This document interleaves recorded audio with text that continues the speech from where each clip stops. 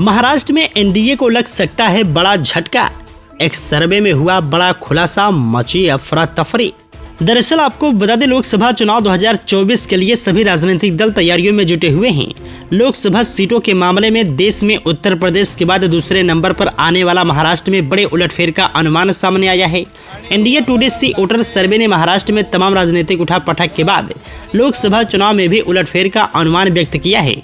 Mood off the nation में सत्ताधारी महायुति को सिर्फ 22 सीटें मिलने की बात कही गई है। महाराष्ट्र में लोकसभा की 48 सीटें हैं। 2019 में चुनाव में बीजेपी ने अविभाजित शिवसेना के साथ मिलकर महाराष्ट्र में विपक्ष का सुपड़ा साफ करते हुए 41 सीटें जीती थीं। सर्वे में कहा गया है कि अगर राज्य में अभी लोकसभा के चुनाव हो जाएं तो महायुति बीजेपी, शिवसेना शिंदे, एनसीपी अजीत को 22 सीटें मिलने का अनुमान लगाया गया है। तो वहीं दूसरी तरफ महाविकास आघाड़ी एमवीए को 26 सीटें मिलने की बात कही गई है।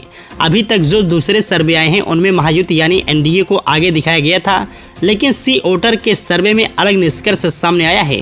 कहा जा रहा है कि महाराष्ट्र में शिवसेना और एनसीपी टूटने के बाद भी एनडीए को फायदा होता हुआ नहीं दिखाई दे रहा है।